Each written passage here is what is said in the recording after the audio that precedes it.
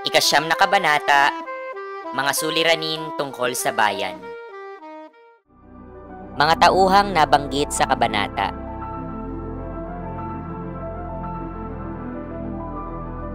Talasalitaan, alitan, pag-aaway, nasuhulan, nabigyan ng pera kapalit ng pabor, kapanalig, kakampi, kasamahan, kampanaryo, kampana, nakahimlay, nakalibing, luntian, berde, umuugoy, dumuduyan, balisa, nag-aalala, magulo ang isip, umaalingasaw, umaamoy, masigasig, masipag, Manilenya, babaeng taga Maynila.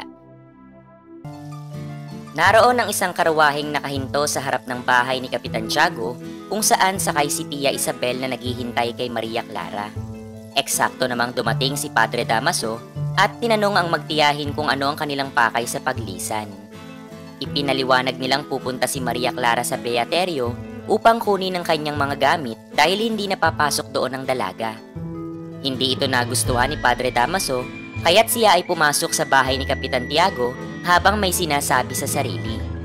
Inisip naman ni Tia Isabel na maaaring nagmememorya lamang ito ng isang sermon. Napansin agad ni Kapitan Tiago ang pagbabago ng kilos ni Padre Damaso nang hindi siya nito pahintulutang magmano. Sinabi ng praileng kailangan nilang mag-uusap ng sarilinan, kaya't pumasok sila sa isang silid at isinara ang pinto.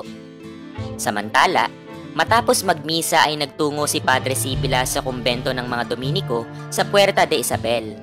Doon ay nadatnan niya ang isang matandang praileng may sakit. Labis siyang naawa doon. Ikinuwento ni Padre Sibila ang naging hidwaan ni na Padre Damaso at Crisostomo Ibarra at ipinaliwanag niyang si Crisostomo Ibarra daw ay mabuting tao. Nagpalitan sila ng kuro-kuro tungkol kay Crisostomo Ibarra, kay Maria Clara at kay Kapitan Tiago at napag-usapan nila kung paano maaaring makatulong ang mga ito sa pagpapalakas ng kanilang kapatiran at korporasyon. Ayon sa may sakit na praile, unti-unting nawawala ang kanilang yaman, lalo na sa Europa, dahil sa patuloy na pagtaas ng buwis na nagiging dahilan ng pagkawala ng kanilang mga ari-arian. Aniya, hindi na dapat itaas pa ang buwis sa kanilang mga lupa dahil natututo na ang mga Pilipino na bumili ng lupa sa ibang lugar. At kung minsan, mas mahusay pa ang kanilang pamamahala rito. Bago umalis si Padre Sibila, ibinalita niya na hindi nagsumbong ang tenyente sa Kapitan General tungkol sa mga nangyari. Sa halip ay tila nakikiisa pa ito kay Padre Damaso. Gayunman, natuklasan pa rin ng Kapitan General ang buong pangyayari matapos itong maisulat ni Laruha sa isang pahayagan. Kalaunan, naitalaga si Padre Damaso sa isang mas maayos na bayan. Samantala, natapos na rin ang seryosong pag-uusap ni na Kapitan Tiago at Padre Damaso. Sinisi ni Padre Damaso si Kapitan Tiago dahil sa hindi nito pagiging tapat.